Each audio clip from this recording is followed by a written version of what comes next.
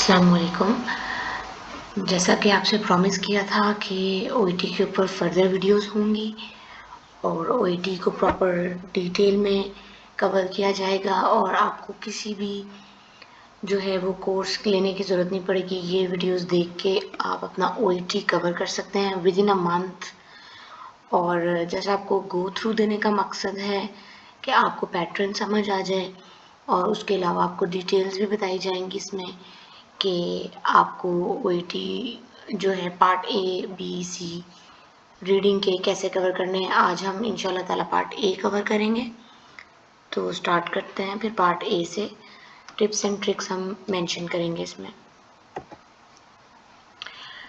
Part A के हमारे पास total 15 minute होते हैं और हमें उसके ऊपर एक टॉपिक दिया जाता है। एक टॉपिक की में ही हमें जो है वो फर्दर उसके 4 पार्ट्स होते हैं और ऑलमोस्ट हमें चाहिए कि हम 1 मिनट दें उन 4 टेक्स्ट को रीड करने के लिए। आप उसे कम और ज़्यादा भी कर सकते हैं, लेकिन ये एक एवरेज है जो कि हमने 15 मिनट मतलब बाद में हमने 14 मिनट में वो उसका बुकलेट क्वेश्चन बुकलेट भी हमने आंसर करनी है। तो इस हिसाब से हमारे ईच सबसेट को ऑलमोस्ट 15 सेकेंड्स आते हैं। वो उसमें आपको टेंशन लेने की बिल्कुल ज़रूरत नहीं है, वो प्रैक्टिस से हो जाता है।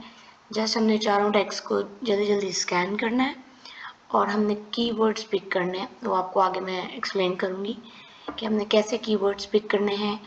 और हमने हेडिंग्स और सब हेडिंग्स को देखते हुए हमें पता होगा कि हमारे इस टेक्स्ट में मैनेजमेंट एक्सप्लेन की हुई है, इस टेक्स्ट में हमारे सिम्टम्स एक्सप्लेन किए हुए हैं, तो वो हम कम्प्लीटली आगे कवर कर लेंगे, उसकी प्रॉब्लम नहीं होगी। जैसा कि मैंने आपको पहले बताया कि हम इसमें text will be on single topic, एक ही टॉपिक के ऊपर जो है वो हमें 4 टेक्स्ट मिलेंगे। हमारे reading part A has 4 portions. हमारा ए बी सी और डी हमें 4 किस्म के टेक्स्ट मिलेंगे, लेकिन चारों होंगे एक ही टॉपिक पर। फॉर एग्जाम्पल हमने यहाँ पे एक ओईटी का सैम्पल लिया है फ्रॉम ओईटी ऑफिशियल पेज। उसको हम डिस्कस करते हैं कम्प्लीटली। हमें आइडिया हो जाएगा कि हमें फर्दर कैसे प्रैक्टिस करनी है और कैसे हमें टाइमर के साथ फिर हमने उसको प्रैक्टिस करना है।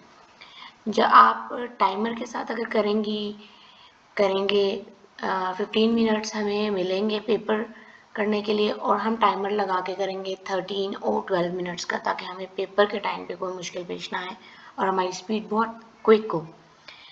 ये हमने ओईटी के ऑफिशियल पेज से सैंपल लिया है जिसमें हम फ्रैक्चर डिसलोकेशन और स्प्रेन्स को डिस्कस कर रहे हैं। और अब ये text A B C D जो चारों टेक्स्ट हैं वो इसी टॉपिक पे रिलेटेड होंगे, फ्रैक्चर्स डिसलोकेशन और स्प्रेन से रिलेटेड।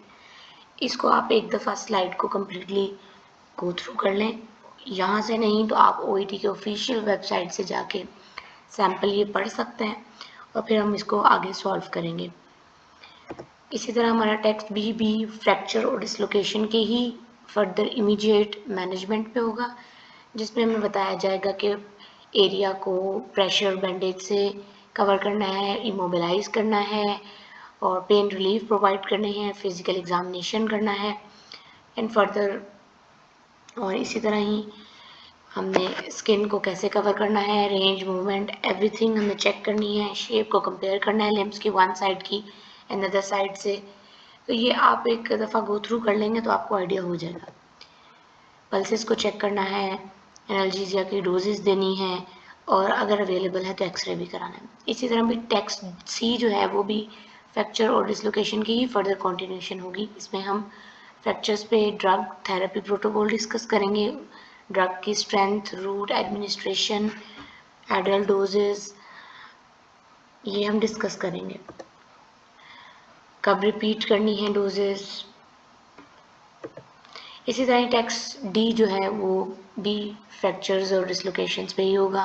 उसमें हम techniques of for plaster back slab for arm fractures, इसके ऊपर उन्होंने एक पैराग्राफ दिया होगा किस तरह से जो है वो अपने बैक स्लैब प्रोवाइड करनी है, आर्म फ्रैक्चर्स में टेक्निक्स बताई होंगी। और इसी से इन्हीं चारों जो टेक्स्ट हैं इन्हीं से ही रिलेटेड जो है वो आंसर्स पूछे जाएंगे। क्वेश्चन बुकलेट पे उसी किस्म के क्वेश्चंस होंगे, इन्हीं में से हमें आंसर्स ढूंढने होंगे। तो हमने ये जल्दी जल्दी 15 सेकंड में ईच टेक्स्ट हमने रीड कर लिया। हमने अपने हेडिंग्स और सब हेडिंग्स को देख लें, जैसे कि यहाँ पर हेडिंग है techniques for plaster back slab. हमें पता है कि यहाँ पे हमने बैक स्लैब की टेक्निक्स पढ़नी है। हमें टेक्स्ट सी में पता है कि हमने ड्रग थेरेपी प्रोटोकॉल करना है। इसी तरह हमें टेक्स्ट बी में पता है कि इमीडिएट मैनेजमेंट करनी थी, और टेक्स्ट ए में हमें फ्रैक्चर्स डिस्लोकेशन स्प्रेन्स की डेफिनेशन दी हुई है कि होते क्या हैं। इस तरह हमें पता चल गया हेडिंग्स और सब हेडिंग्स देख के और कीवर्ड्स को पॉइंट आउट करके कि हमने क्या पढ़ा। इसके एंड पे लिखा होगा this is a part of end of part A, this text booklet will be collected. Okay, ऐसा हिस्सा हमारे पास अभी हमें ये नहीं है कि हमसे जो है वो बुकलेट कलेक्ट कर ली गई है वापस। बुकलेट कलेक्ट नहीं करेंगे। यहाँ पे हमें क्वेश्चन पूरे हम 20 क्वेश्चन होंगे इसमें, जो कि हम कंप्लीट कर लेंगे, तो फिर वो हमसे बुकलेट लेंगे। यस, और यहाँ पर क्वेश्चन 1 to 7 होंगे, जिसमें हमने सिर्फ ये बताना होगा कि ये जो सपोज क्वेश्चन नंबर 1 है procedures for delivering pain relief, ये हमने कहाँ किया। तो आई वुड रिकमेंड, ये जो मेरी एक बेसिक टिप है जिससे मैंने अपना OET वेरी कन्वीनियंटली रीडिंग में मैंने 400+ मार्क्स स्कोर किए, वो यही ट्रिप थी कि क्वेश्चन नंबर 1 to 7 जो है वो हम एंड पे कवर करेंगे। इसलिए अभी हम इस स्लाइड को छोड़ देते हैं। And now we move on from question number 8 further solve question number 8 to 14। मैंने यहाँ पे सारे क्वेश्चंस नहीं पुट किए, सिर्फ मैंने 1-2 क्वेश्चंस पुट किए हैं ताकि आपको आइडिया हो जाए कि करना क्या है 8 to 14 तक हमें क्वेश्चंस में। जी, हमें यहाँ पे जैसे मेंशन किया हुआ है answer each of the questions 8 to 14 with a word short phrase from one of the text. हमने जो टेक्स्ट हमने ABCD में पढ़ा है, हमने उसी में से ही कि अगर किसी का आंसर वर्ड में बनता है या किसी के लिए हमें शॉर्ट फ्रेज यूज़ करनी पड़ती है, सपोज 1, 2 और 3 वर्ड्स हमें यूज़ करने पड़ते हैं, शॉर्ट फ्रेज बनेगी, तो हम वो भी लिख सकते हैं। लेकिन हमने वो लिखने उसी स्पेसिफिक टेक्स्ट में से है, अपनी वर्डिंग हमने यूज़ नहीं करनी एट एनी कॉस्ट। जो टेक्स्ट ABCD हम पीछे अभी थ्रू करके आए हैं, उसी के अंदर जो वर्डिंग है एज इट इज़ हमने लिखनी है। रीडिंग में मार्जिन भी नहीं होता स्पेलिंग मिस्टेक्स का, लिसनिंग में OET में फिर भी एक्सेप्टेबल है स्पेलिंग मिस्टेक्स, लेकिन रीडिंग में नहीं, बिकॉज हमने वही पैराग्राफ देख के और पैराग्राफ में से ही वर्ड या शॉर्ट फ्रेज का आंसर लिखना है, तो spelling mistake is not acceptable. अगर आप इन टिप्स एंड ट्रिक्स को प्रॉपरली फॉलो करेंगे तो आप यकीन मानिएगा कि आपका रीडिंग का पार्ट ए बेस्ट होगा, बिकॉज हम रीडिंग के पार्ट ए में से हम मैक्सिमम स्कोर करते हैं, बी और सी थोड़े टफ हो जाते हैं। ए में हमें ये श्योरिटी होती है कि हम जो हैं वो 20/20 भी वेरी इजीली स्कोर कर सकते हैं, अगर हम अपनी प्रैक्टिस बहुत अच्छी कर लें। हम टाइमर लगा के उसको प्रैक्टिस करें, 12 to 13 मिनट्स का टाइमर लगाएं और पेपर में हमें 15 मिनट्स मिलेंगे, तो we are good to go. हमें बहुत इजी लगेगा करना, और हमें 20/20 स्कोर करना है, हमें स्पेलिंग मिस्टेक्स नहीं करनी है, हमने पीछे पैराग्राफ से ही देखे आंसर लिखने हैं। इसमें जैसे कि ये क्वेश्चन अभी हम पीछे से रीड करके आए हैं, और यहाँ पे क्वेश्चन दे रहे हैं कि what should be use to elevate a patient's fracture leg. तो इसमें जो है जी आंसर बनता है अ पिलो। अगर आपने आ पिलो लिखा है तो भी आंसर ठीक है, अगर आपने पिलो लिखा है तो भी आंसर ठीक है, लेकिन स्पेलिंग ठीक होनी चाहिए। ये था एक वर्ड। इस अगर हम क्वेश्चन नंबर 10 पे जाते हैं, which part of a limb may need extra padding, तो इसका आंसर बनेगा बोनी प्रोमिनेंसेस। प्रॉपर आंसर, इसमें अब 2 वर्ड्स हो गए बोनी प्रोमिनेंसेस, तो हमने प्रॉपर आंसर देना है, चाहे वो 1 वर्ड का हो, चाहे हमें 2 से 3 वर्ड्स यूज़ करने पड़े। Let's move on to next. 8 to 14 हमने कवर कर लिए, 1 to 7 हम एंड पे कवर करेंगे। 15 to 20 क्वेश्चंस अब वो कैसे करने हैं, जैसे कि ऊपर स्टेटमेंट दी हुई है, complete each of the sentences, हमने यहाँ पे सेंटेंसेस कंप्लीट करना है। 15 to 20 with a word or a short phrase from one of the text, each answer may include word, number or both। हम यहाँ पे word भी यूज़ कर सकते हैं, number भी यूज़ सकते हैं, दोनों चीज़ें भी यूज़ कर सकते हैं, word को भी, short phrase को भी, numbers को भी।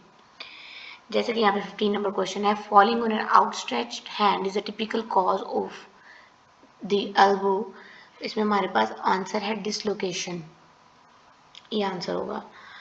And similarly next question, upper limb fracture should be elevated by mean of a, इसमें हम सेंटेंसेस कंप्लीट कर रहे हैं, by mean of a sling, answer sling होगा। इसका 17 क्वेश्चन है, make sure of the patient isn't wearing any on the part of the body where the plaster bag slab is going to be placed, the answer will be jewelry।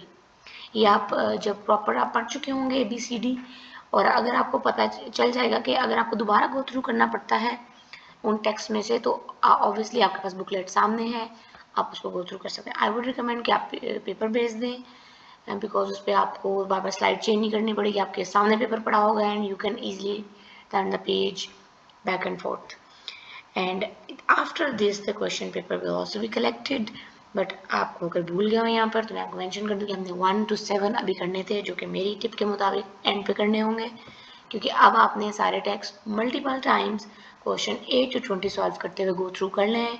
Now it's very easy and quick कि आपको question 1 to 7 solve करते हुए कोई problem नहीं होगी। जैसे कि यहाँ पे आप देखेंगे, हमने ये चीज़ देखनी कि ये स्टेटमेंट कौन से टेक्स्ट में दी थी, आया ABCD में कौन से में दी थी। Procedures for question number 1, procedures for delivering pain relief was given in C. Procedure to follow when splinting a fractured limb was given in D. Similarly, want to record when assessing a patient was given in B. Question number 4, the terms used to describe different types of fracture was given in A. Similarly, so on and so forth. हमें question 1 to 7 हमारे पेट होंगे, हमें इसमें confusion नहीं होगी अब, क्योंकि हमने 8 to 20 सॉल्व करते हुए हमने मल्टीपल टाइम्स वो टेक्स्ट गो थ्रू कर लिए हैं। अब 8 to 7 हमारे श्योरिटी के साथ 1 to 7 में हमारे 7 by 7 स्कोर होंगे। एंड नाउ हमारे पास 2 to 3 मिनट्स होंगे लेफ्ट कि हम वो पेपर जो है हमने 8 to 20 किया वो हम चेक कर लें क्विकली। उसमें अगर हमारी कोई मिस्टेक हो गई स्पेलिंग की, हमने पीछे वाला वर्ड से स्पेलिंग डिफरेंट लिख दिए हैं, या हमने कोई आंसर गलत लिख दिया है, तो हम वो 2 to 3 मिनट में हम क्विकली वो अपना आंसर जो है वो करेक्ट कर सकते हैं। और हमारे यहाँ पे 20 by 20 आना कोई मुश्किल बात नहीं है। अगर आप ये तरीके फॉलो करेंगे, ये टिप्स फॉलो करेंगे, तो आपके श्योरिटी के साथ कहा जा सकता है कि आपके पार्ट ए में 20 by 20 होंगे। एंड ये मैं आपको अपने एक्सपीरियंस के साथ बता रही हूँ, बिकॉज मैंने OET क्लियर किया है और मेरे रीडिंग में 400 से अबव मार्क्स हैं, और इन्हीं टिप्स एंड ट्रिक्स को फॉलो करते हुए मैंने किया। आपको अगर आप ये कर लेते हैं, मेरी वीडियोस आप प्रॉपरली देख लेते हैं, तो आपको कोई भी क्लासेस लेने की ज़रूरत नहीं है। आई जस्ट रिकमेंड कि आप OET के ऑफिशियल वेबसाइट पे जाके उनके ऑफिशियल सैम्पल्स सॉल्व करें, आज से ही शुरू करें। अगर आप OET की प्रेप कर रहे हैं, तो आपने अगर ये रीडिंग की वीडियो देख ली है, तो आप रीडिंग के पार्ट A पर जाएं और आपने टिप्स और ट्रिक्स समझ लिए हैं। Now you are good to go. पे आप अपना sample number 1 OET official website पे खोलें एंड आप क्विकली उसको सॉल्व करने की कोशिश करें। विद टाइमर आप स्टार्ट कर सकते हैं 15 मिनट के साथ, बट विद एक्सपीरियंस आपको पता चलेगा कि आप टाइमर कम करते जाएंगे, 14, 13, 12, तो आपकी स्पीड अच्छी होगी और पेपर के टाइम पे आपको बिल्कुल भी कोई मुश्किल नहीं होगी। नेक्स्ट वीडियो इंशाल्लाह हम रीडिंग के पार्ट B पे बनाएंगे, और उसमें भी आपको टिप्स और ट्रिक्स दिए जाएंगे। मेरी वीडियोस देखने के बाद आपको किसी भी किस्म की क्लासेस लेने की ज़रूरत नहीं पड़ेगी, और यहीं पर ही आपकी तैयारी बिल्कुल कंप्लीट हो जाएगी, और बैंड B लेना तो बिल्कुल ही आसान हो जाएगा। Thank you so much for watching my video. Please share and subscribe, and please wait for the next video of reading part B and then part C, and then we will cover listening, speaking, so on and so forth. Allah Hafiz.